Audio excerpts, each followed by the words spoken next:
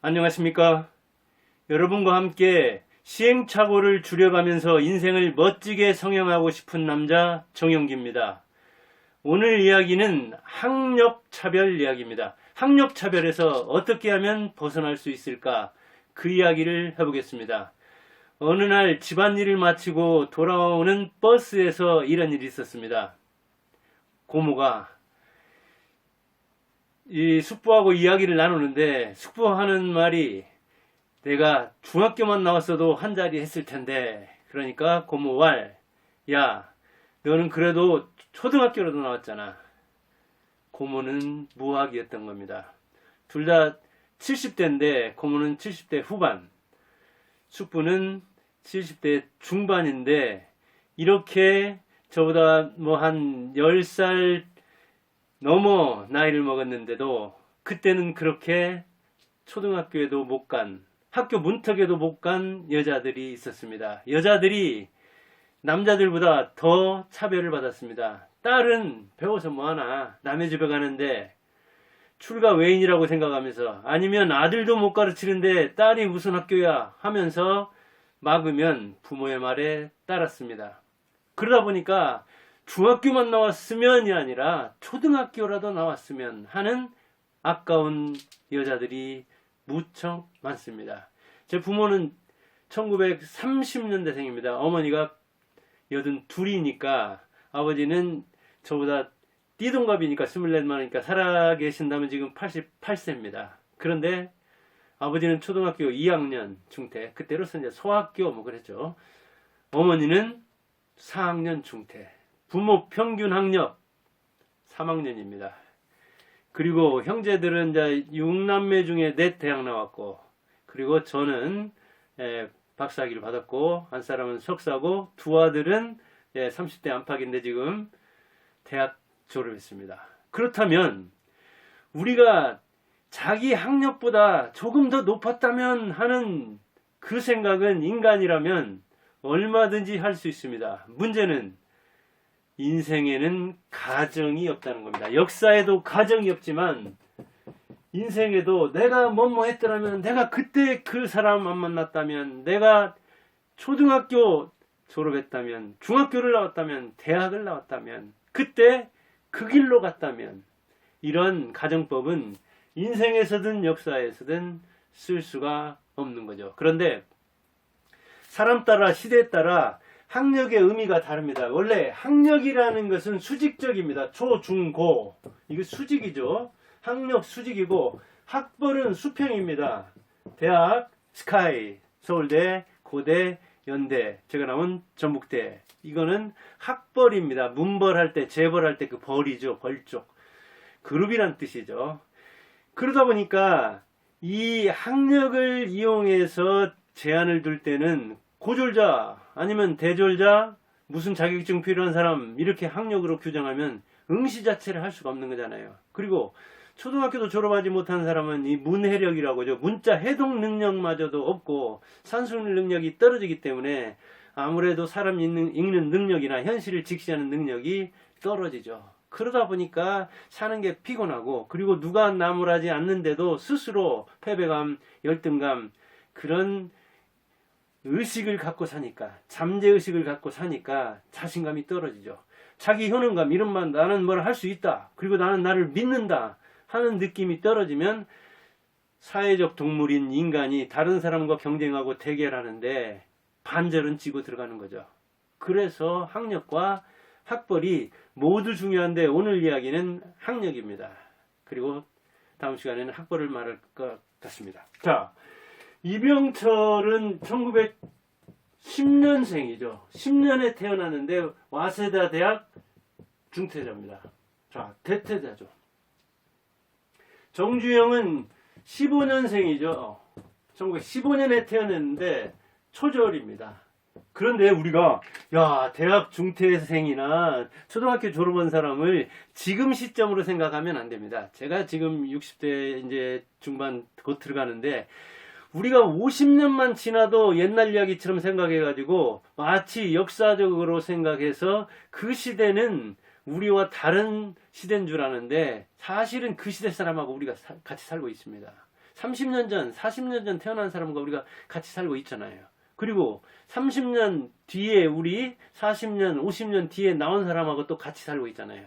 그래서 전후 좌우를 역사적으로 살피는 게 아니라 이 인생적 측면에서 인생사, 자기 삶의 일에서 그걸 견주어 봐야 되는데 우리가 너무 그걸 하지 않고 젊은이는 마치 자기 세대가 다 주어진 세대고 그리고 자기가 누리는 것이 최고고 그리고 자기가 우주의 기준인 것처럼 인간 표준인 것처럼 생각하는데 그런 젊은이가 있다면 문제고 나이 먹은 사람도 항상 꼰대 노릇하면서 내가 겪어봐서 하는데 내가 지내봐서 하는데 내가 아는 그 바로는 그게 아니야 하면서 재단하고 자르고 이렇게 우애를 나누는 것 그거 역시 문제는 문제죠. 그런데 이 이병철과 정주영이 나오는 시대에는 정주영 시대는 초등학교 졸업자만 해도 한 5% 안팎밖에 안 됐다고 합니다.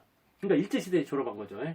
그러니까 정주영은 지금 초등학교 졸업자처럼 의무교육으로 다 가르치는 시대가 아니라 있어야 자기가 배울 의지가 있어야 부모가 뒷받침할 수 있어야 그리고 자기가 학교를 다닐 수 있는 또 다른 여건들이 있어야 다닐 수 있었던 것입니다. 그리고 정주영은 그 속에 들어서 5% 학력을 갖췄던 겁니다. 지금 시대에 견주어서 초등학교를 우습게 알면 안 된다고 해요. 그리고 우리 아버지는 어머니도 30년생이니까 이제 30년대생이니까 한 20년 뒤에 태어났지만 초등학교 졸업도 못했잖아요. 그러니까 20년 전이면 그때로서는 10년 전, 20년 전이 지금도 천지개벽을 할 수 있는 강산이 변하는 시기이지만 그때도 마찬가지였습니다. 그러니까 우리 부모보다 20년 전에 태어났는데 초등학교를 나왔기 때문에 괜찮은 집안에서 괜찮은 여건에서 그리고 자기가 배우고자 하는 의지가 충만한 상태에서 살았다는 이야기고 지금 시점에서 정주영을 평가하면 안 되는데 그런데도 그 당시에 사업하는 사람들 사이에서나 아니면 식자층에서나 정주영이 맨 처음에 도전하려고 했던 그 사법고시 이 법조계 그런 차원에서 보면 정주영은 학력이 낮은 것이지 오늘의 시점에서 우리와 견주어서 정주영이 낮다 그러면 안 됩니다. 정주영 시대, 동시대를 살다 간 사람의 견줄 때 정주영이 그렇게 학력이 떨어지는 건 아니다. 그러나 이병철을 견주면 떨어지죠. 그러니까 이병철과 정주영을 양대 산맥으로 본다면 라이벌로 본다면 이병철은 대학교를 이렇게 중퇴했기 때문에 그 배운 것을 써먹었어요. 그래서 선진국을 모방한다든가 선진국을 추종하는 식이었어요. 반도체도 그런 측면이잖아요. 미국과 일본을 모범 삼아서 반도체가 뜨겠구나. 이 산업이 그렇게 해서 말년에 결정했고 그것을 자기 아들 이건희가 승승장구시켜가지고 오늘날의 삼성에 이르는 겁니다. 이재용. 그러나 정주영 어때요? 배운 가방끈이 당시로는 길지만 그러나 그 사업세계에서 경쟁하는 그 쟁쟁한 사람들 사이에서는 학력이 부족했죠. 그러니까 어떻게 나갔어요? 자기 주특기를 어떻게 살렸어요? 나는 지식에 근거하지 않는다. 나는 기존 어떤 그 경험, 기존의 발명, 발견 거기에 기반을 두지 않는다. 그리고 내가 생각한다. 그래서 그 중에 내가 잘하는 실행력. 해봤어? 정주영이 해봤어를 외친 건 바로 뭐예요? 박사든 석사든 서울대를 나왔든 사범학교를 나왔든 해봤냐고. 해봤어? 나는 해봤어. 그렇게 실행력으로 부족한 학력을 보충하면서 밀고 또 밀고 밀어붙이는 저돌성으로 그는 부족함을 메울 수 있었던 것이죠.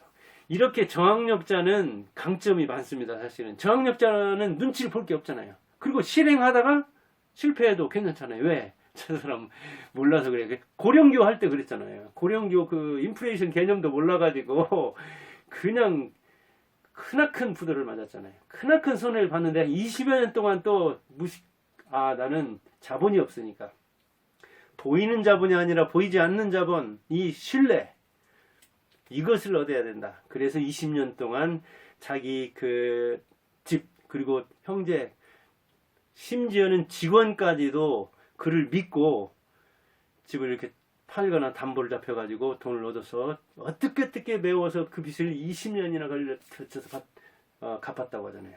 그를 통해서 얻은 건 뭐예요? 정주영은 해내. 그리고 한다가 만일 실패한다 하더라도, 손해를 본다 하더라도 약속을 지켜. 손해를 보면서 지키는 약속, 그때 가장 먼저 뭐랄까 신뢰를 얻게 되는 겁니다. 가장 많은 믿음을 얻게 되는데 정주영이 그렇게 했죠. 왜? 초절에 이 결핍을 메워야 했거든요. 그래서 실행력, 신뢰, 그리고 창의적 사고. 그가 울산 현대중공업 만들 때, 서산 간척 그 물막이 할 때, 또는 그 자기가 고속도로 낼 때, 작업할 때, 그리고 건설을 하다가 조선을 만든다고 하는데 그 자체가 발상이 희한한데 뭐 그렇게 어렵냐. 나는 지금까지 참조할 게 많다. 내가 집 만들었지 않느냐. 그냥 바다 위에다 집 만드는 거다고, 뭐 지상에다 집 만드는 거고 그 차이지 뭐가 그렇게 복잡하냐. 그렇게 생각하면서 간단하게 자기는 그 뭐랄까요,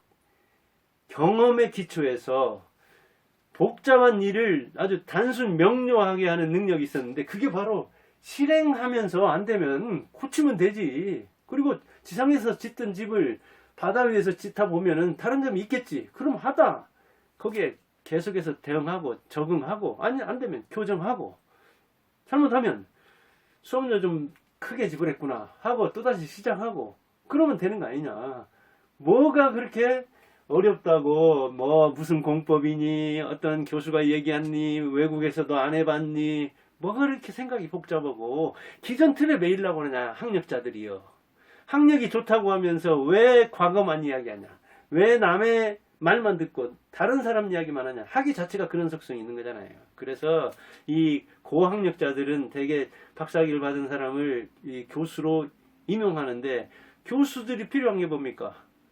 기존 지식이잖아요. 과거의 지식이잖아요. 남의 지식이잖아요.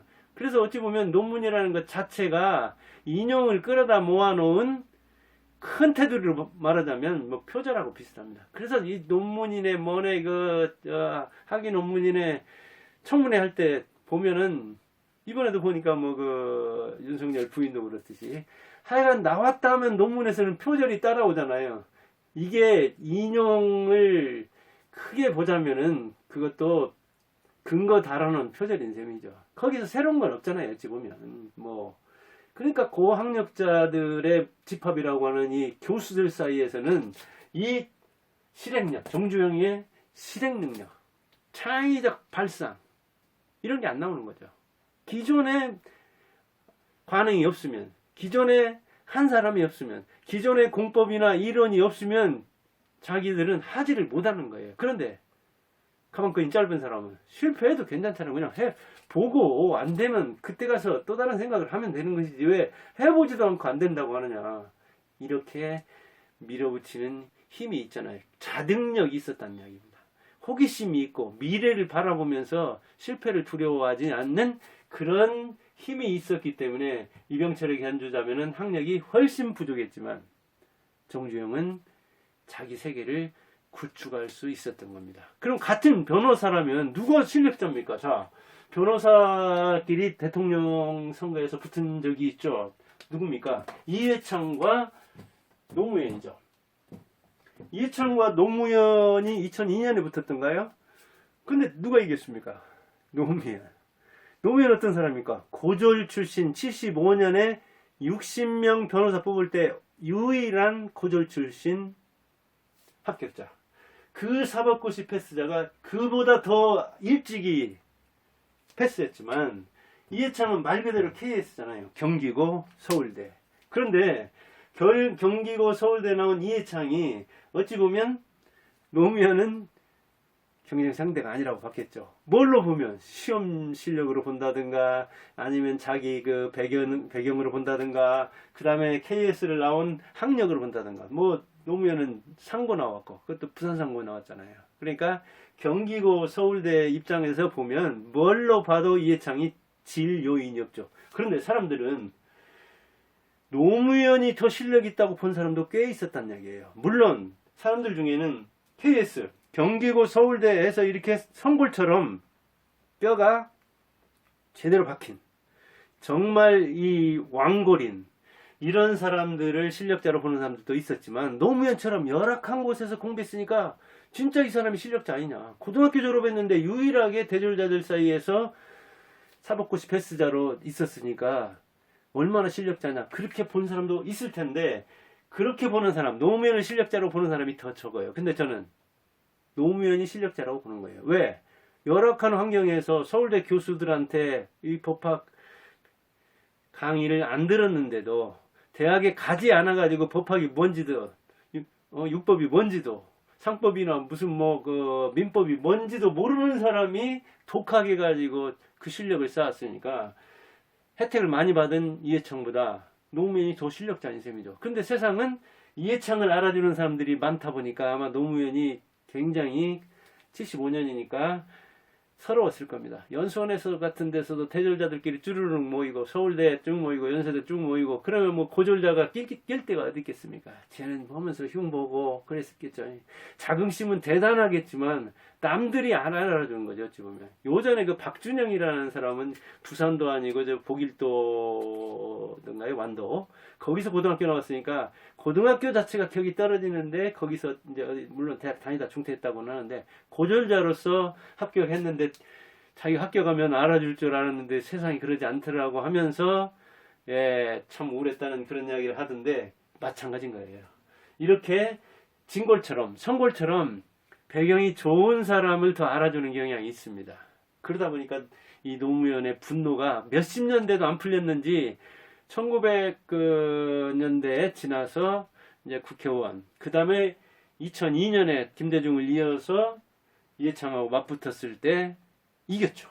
이긴 다음에도 그 서울대에 대한 어떤 분노를 좀 풀지 못하는 것 같더라고요. 그러니까 시험 실력은 대단했는데 어찌 보면 이 그 인품, 인격 실력 그것도 좀 있어야 되는데 굉장히 뭐 서울대생에 대한 그 자기 노건평 씨든가요 형하고 연루된 뭐 그런 거에 대해서 서울대 출신이 연루됐다고 하는데 아주 딱 지목하고 서울대 출신으로서 왜 시골에 있는 그러면서 아주 그냥 인간적인 모독을 하던데 그래가지고 자살도 하고 뭐 그랬었잖아요. 하여간 그 이제 분노가 몇십 년 잠재되어 있던 게 나왔다는 거, 그런 측면에서 보면 이해하는데 시험 실력이 곧 인생 실력, 인격 실력, 인간 실력까지는 아니다 하는 걸 나타내죠. 그 전에 이해창은 근데 또 누구한테 실패했습니까? 패배했습니까? 김대중한테 그랬잖아요. 1997년이던가요. 그러니까 이해창은 KS 마크를 달고 고졸 출신들한테 연거푸 패배한 셈이죠. 그러니까 참 극과 극이죠. 그와 같이 사람들은 이렇게 이해창처럼 KS 마크를 달고 있는 사람이 고졸자와 붙을 때는 고졸자, 약자, 그 사람을 응원하는 측면도 있고 그 다음에 그를 실력자로, 고졸자를 더 실력자로 보는 사람들도 꽤 있다는 이야기죠. 물론 KS 마크를 붙인 이런 선거를 실력자로 보는 사람들도 많지만 그러니까 이제 선거 정치공학을 이렇게 학력이라는 차원에서 단순화시킬 수는 없지만 아마 종합적으로 판단할 때 그런 것도 작용했을 것이라는 생각이 듭니다. 여러분들은 어떻게 생각합니까? 누가 더 실력자라고 봅니까? 김대중, 이해창이 붙었을 때 또는 노무현, 이해창이 붙었을 때. 근데 사람들은 여러 요인이긴 하지만 간발의 차이로 김대중과 노무현의 손을 들어줬고 그리고 역사는 그렇게 흘러갔고 이해창 그 다음에 이제 국회의원도 하고 재기를 할 그런 몸부림을 했지만 결국 뭐 대통령에는 오르지 못하고 아까운 사람이다. 나는 정말 아까운 남자다. 이런 생각을 하면서 지금도 아직 뭐 돌아가시진 않았던가요? 그럴 겁니다. 자, 학력은 이제 그러면은 지금도 유용한가? 말할 것 없이 유용은 하죠. 특히 옛날에는 집단적으로 채용할 때 사람들의 실력을 전체적으로 보려면은 뭐 현대에서 뽑는다, 삼성에서 뽑는다 하면 그렇게 학력을 보면 우선은 이 사람이 성실하게, 근면하게 그리고 실력을, 인지 능력을 이렇게 유지하고 있었구나 볼 수가 있죠.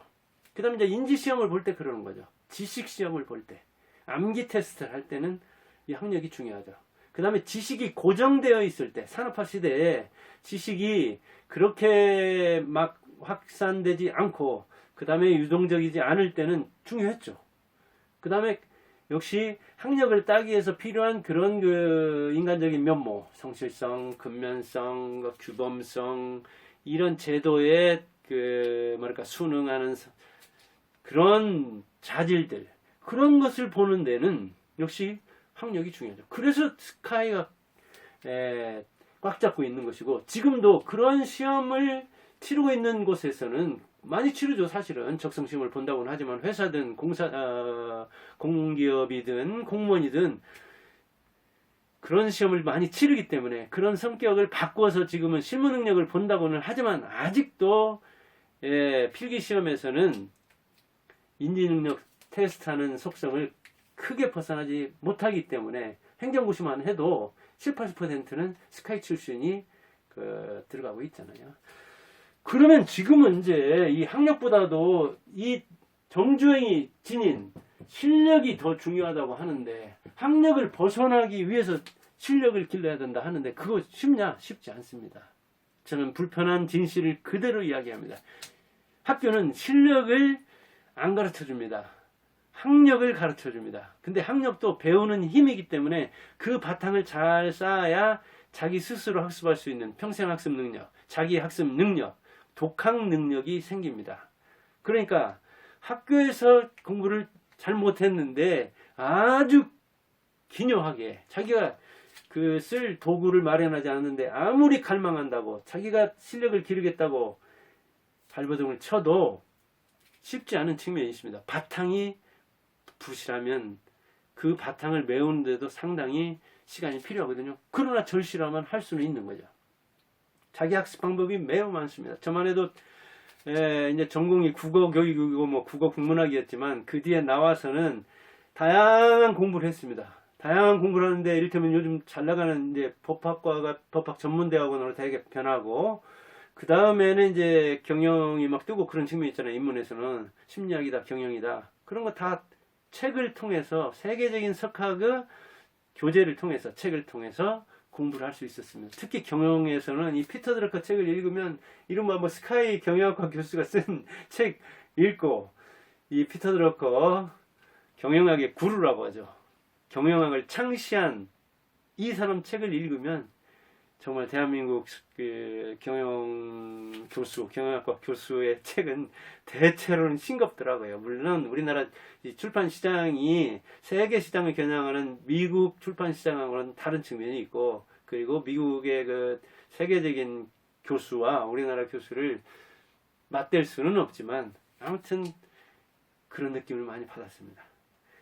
그렇게 자기가 스스로 주제를 바꿔가면서 공부를 할 수 있는 시기거든요. 그리고 이렇게 유튜버 같은 것도, 근데 유튜버에서도 이제 이게 뭐랄까 천차만별하니까 진폭이 크니까 잘 고르면 정말 딱딱한 강의식 공부인데도, 강의인데도 많이 듣는 사람들이 있더라고요. 이충근 그 국제정치학인가요? 저도 좀 그걸 들으면서 또 저렇게 딱딱하게 강의를 하는데, 그런데 정말로 제가 뭐 저도 교수 되려고 했고 교수들 많이 옆에서 봤지만 대단한 그 실력자더라고요. 그러니까 실력자는 알아주는 거예요. 이 유튜브 세계에도 이렇게 천차만별한 사람들이 있는데 그 중에 잘 고르면 실력자한테 자기가 공부를 할 수 있는 거죠. 그러나 이 유튜브 공부는 너무 쉬워서, 너무 편해서 좀 남는 바가 적습니다. 좀 어렵게 공부를 해야 합니다. 책으로 스스로 돌파를 하면서. 그리고 더 좋은 공부는 책을 쓰는 겁니다. 책을 쓰려고 하면 굉장히 그 공부가 필요하다는 걸 절감하게 됩니다. 유튜브만 하려고도 그럽니다. 저도 이게 지금 학력차별 이야기를 며칠 동안 이 1시간 산책할 때마다 이거 구상을 하고 기획을 하고 이걸 어떻게 이야기하지, 어떻게 풀어가지, 무엇을 끌어오지, 이렇게 구상을 해서 몇 시간 그거를 이렇게 곰삭게 한 다음에 그 다음에 이렇게 이제 요약을 써보고, 그리고 이렇게 촬영을 하는 겁니다. 이 리허설을 거친 다음에. 그러니까 듣는 거는 쉽고 나도 저 정도, 아니 나는 저 정도 훨씬 더 잘할 수 있을 텐데, 충분히 좋습니다. 그런 거야.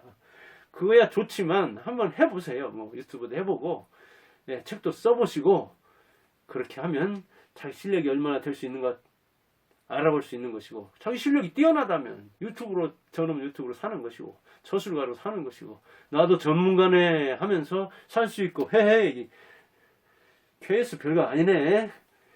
KS도 나와봐. 나하고 붙어볼까? 할 수도 있는 겁니다. 그럴 때 학력 차별, 중졸자가 여기서는 얼마든지 박사들 이겨먹을 수 있는 것이잖아요. 고졸자, 제가 몇 번 들었지만 고졸자가 여기서 박사들 이기는 것은 구독자 인정을 받으면 되는 거잖아요.